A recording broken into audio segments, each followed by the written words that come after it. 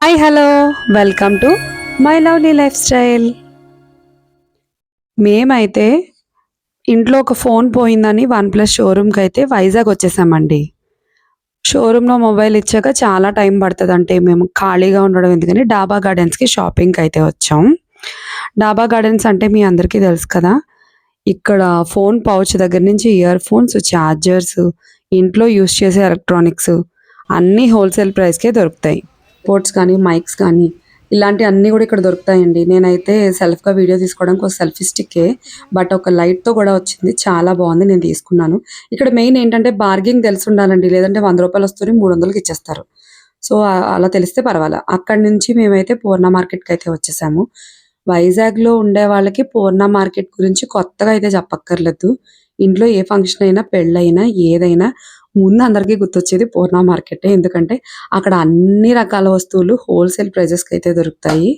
One side అంతా flower market, one side అంతా vegetable market అయితే ఉంది.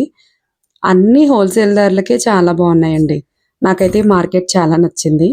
అండ్ నెక్స్ట్ ఇక్కడ వచ్చేసి ఒక ఈ విశాఖ విజయ వినాయక టెంపుల్ ఆపోజిట్లోనే ఈ షాప్ అయితే ఉంది.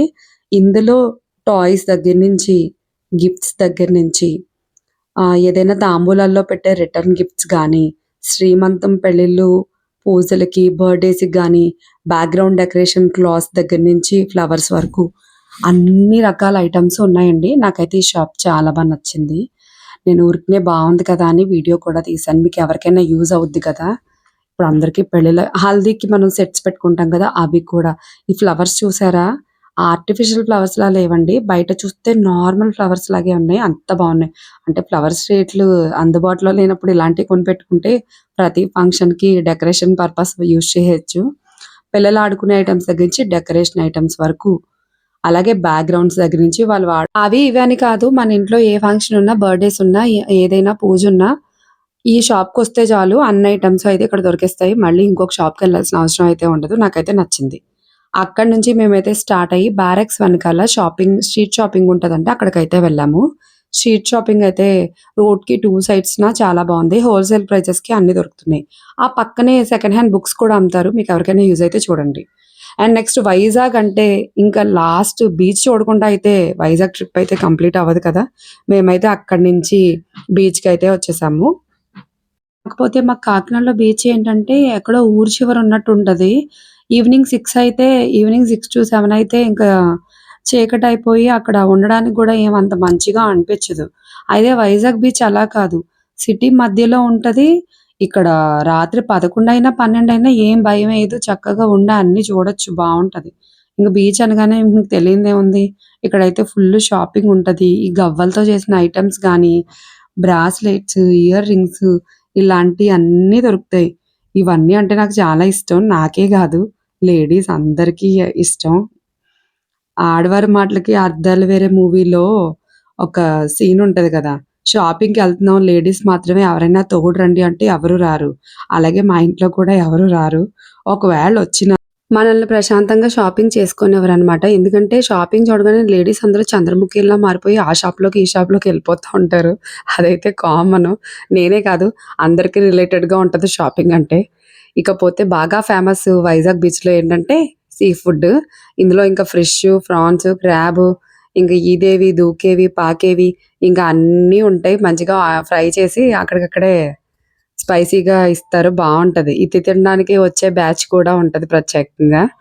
ఇకపోతే మేమింక అవన్నీ చూసుకుంటూ అలా బీచ్‌లోకైతే వెళ్ళాము. నాకైతే బీచ్ అంటే చాలా ఇష్టమండి. కాకినాడలో బీచ్ ఉంది, వైజాగ్‌లో బీచ్ ఉంది.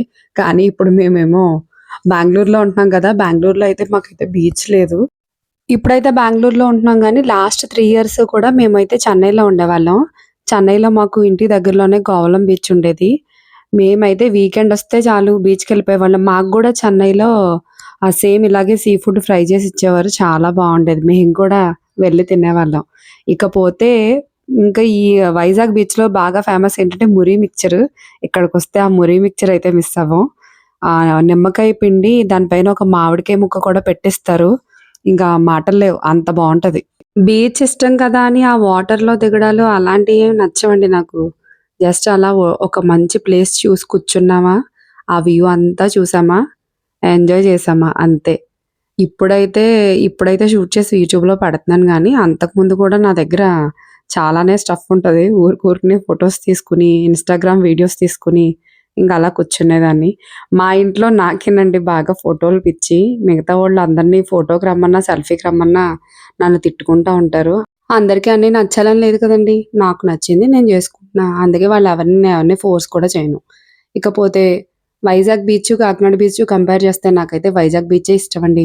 చూసారా నాకు ఆ స్టోన్స్ అవి గూడా మంచిగా ఉంటాయి. అలా చూస్తూ ఆ వ్యూ ఎంత టైం అయినా గడిచిపోతది. చూసారా చూస్తుండగానే చీకటి పడిపోయింది. 6 దాటేసింది గూడా. ఇంక మేమైతే ఆ వ్యూస్ అన్నీ చూసుకుంటూ నాకు ఆ నవోటల్ వల్లో ఏంటో అది ఆ ఏరియా అంతా మంచి కలర్‌ఫుల్‌గా కనిపిస్తది ఎప్పుడూ కూడా చూస్తుంటే. ఇంక మేమలా చూస్తుండగానే చీకటి పడిపోయింది. ఇంక మేమైతే 40 కిలోమీటర్స్ ఎళ్ళాలండి. ఇప్పుడు మేమున్న ఏరియా వైజాగ్ నుంచి విజయనగరం రావాలంటే 40 కేఎం. సో, మేమింకేం చేసామంటే ఇంక స్టార్ట్ అయ్యాము. మెల్లగా మళ్ళీ ఆ లైటింగ్ వెలుతురులో కూడా బీచ్ వ్యూస్, షాప్స్ అన్నీ చూసుకుంటూ నెమ్మదిగా బయటకైతే వచ్చేసాము. మేమెప్పుడు వైజాగ్ బీచ్‌కొచ్చినా తిరిగి వెళ్ళేటప్పటికి మాకెప్పుడూ లేట్ అయిపోద్దండి. ఎందుకంటే వెళ్ళాలనిపించదు. ఇంక వైజాగ్‌లో బాగా ఫేమస్ ఏంటంటే వైజాగ్ బీచ్, ఆర్‌కే బీచ్ అపోజిట్‌లోనే కుంభకోణం డిగ్రీ కాఫీ అని ఉంటదండి. ఎప్పుడొచ్చినా నేనైతే ఆ కాఫీ తాగుతాను. నాకెందుకో తెలీదు. అంటే మనం పెట్టుకునే కాఫీ మనము కాఫీ పెట్టుకుంటాం. కానీ అంత టేస్ట్ రాదు.